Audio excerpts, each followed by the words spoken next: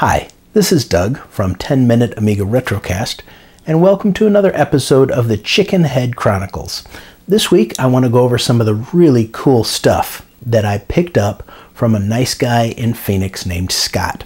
He had a plethora of Commodore 64, Commodore 128 type of things, and I found him on Craigslist and got in touch with him. He told me what he had. We came up with a great offer, and I went and picked it up. So I'd like to show you a little bit about what I got.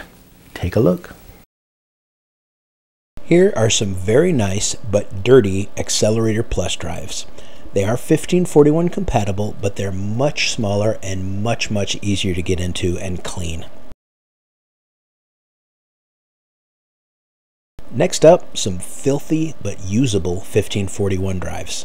One is in pretty bad shape. This 1571 is missing a locking knob, but I also received a replacement internal drive assembly, so I'm hoping I can fix it. This is a bare 1571 board with a nibbler copier attached. Could be fun. Don't copy that floppy. This beauty is an original 1540 drive for the VIC-20. It cleaned up really nice, and I'll show you the results of that cleanup in a moment. Here's a nice size comparison of the Excellerator Plus drives versus the 1541 models. Two different cassette drives here. I will test these little guys out. Here's a lovely 1200 baud modem and several copies of Wizard of Id WizType, which is actually pretty cool.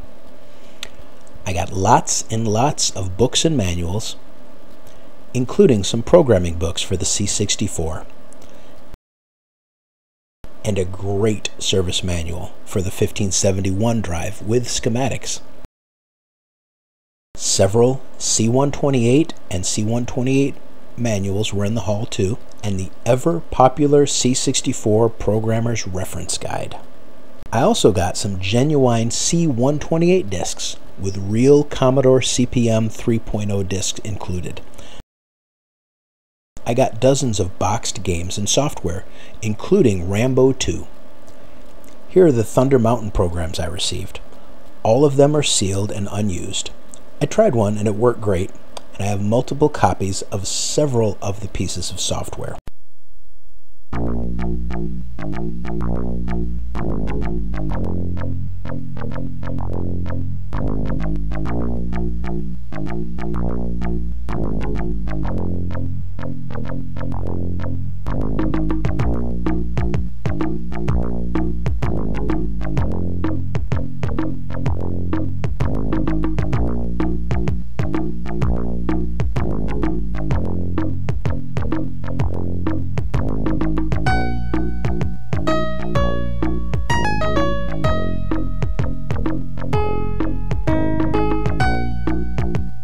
Lastly, this little beauty was in the haul, a real keyboard for the rare as unicorns C65 computer.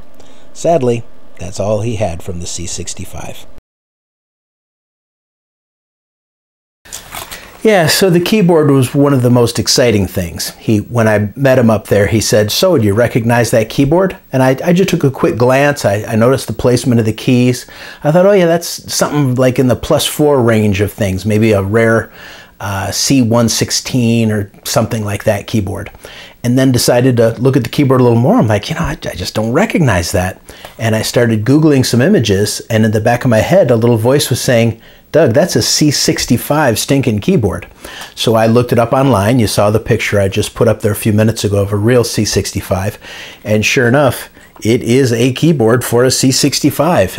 Notice the interesting placement of the run stop key, and the interesting function keys where they kind of implemented some of the keys from the Commodore 128, and they've also got up to F11, F12, F13, and F14, which is kind of cool. So it's really neat. Now, if only I had the rest of the darn thing instead of just the keyboard, but it will sit right next to my Amiga 2200 motherboard in my collection of really rare Commodore oddities that I own. I went to work on the Commodore 1540. Of course, that drive was the predecessor to our beloved 1541, and it was it was designed to work with a VIC-20, and it actually worked faster on a VIC-20 than a 1541 drive.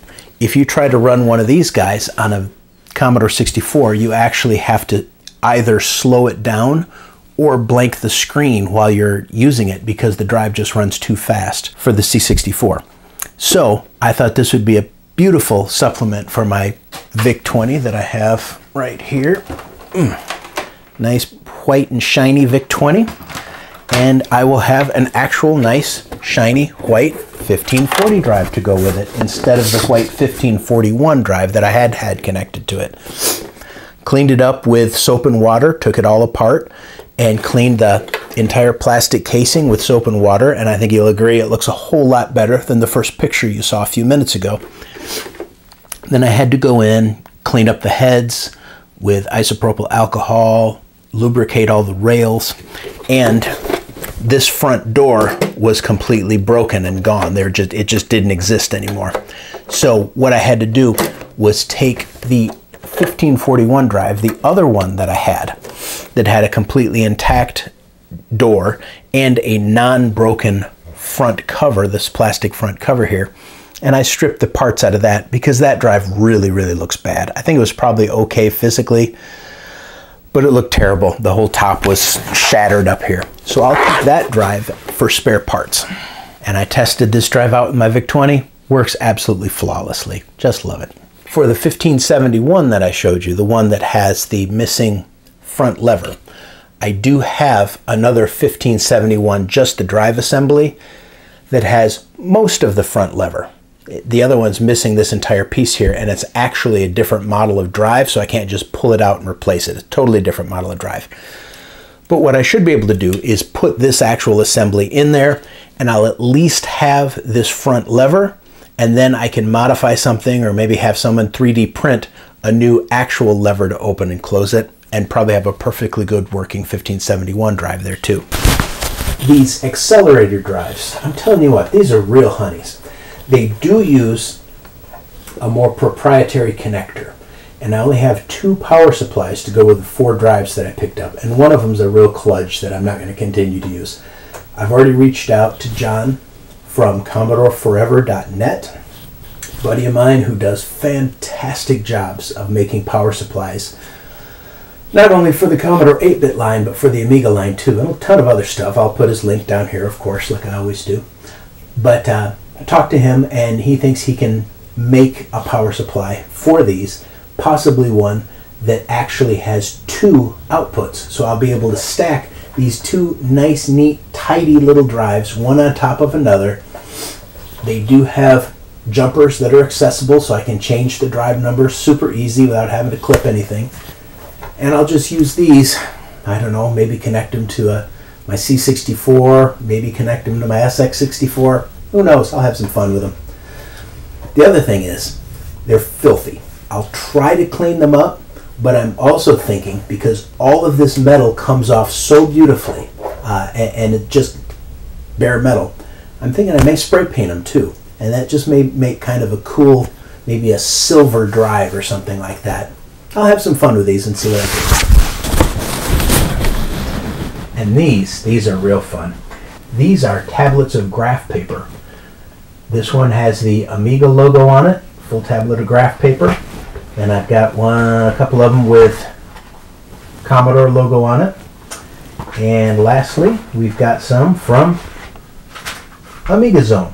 So what I think these were, I think these are probably from around maybe 1999, 2000, 2001, when Harv Laser had the Amiga Zone.